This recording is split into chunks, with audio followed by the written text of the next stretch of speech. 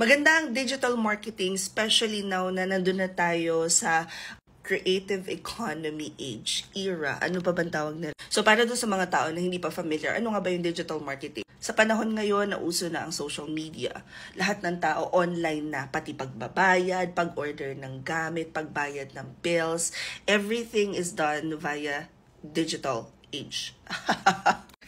Sabi, magkape mo na bago magawa ng content. So, ganun nga, online ng lahat. So ngayon yung mga businesses, after pandemic happened, they realized the potential of, number one, the impact of social media sa lahat ng businesses, whether you're offering products, services. Under digital marketing, marami yung umbrella. Dito nga pumapasok yung sinasabi nila na paid, owned, earned. So under paid, dyan na pumapasok yung marketing, yung advertising. So imagine matutunan mo lang isang branch ng digital marketing at i-offer mo as a freelancer, mabubuhay ka na talaga. Kaya lang, kailangan mataliktik ka din, kailangan creative ka. As a digital marketer, hindi lang kailangan creative ka na nagpo-produce ka ng assets, ng collaterals, nagdo-drawing and all.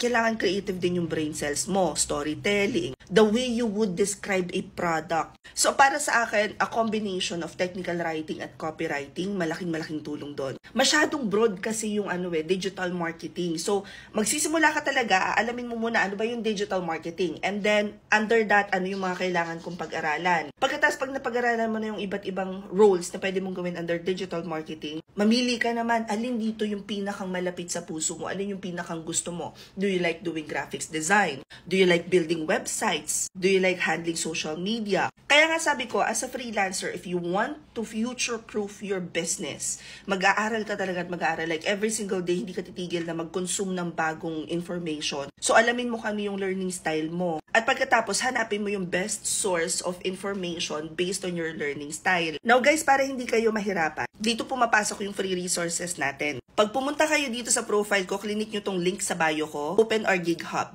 So dito sa Gig Hub na to, nandito na lahat ng kailangan nyong malaman about freelancing, how to start working from home. Kung hindi pa kayo ready na mag-enroll sa mga classes, that is okay. Because we have our free resources here. At kapag sinundan nyo yung 364-day challenge na yun, girl, hinimay-himay ko talaga dyan, isa-isa.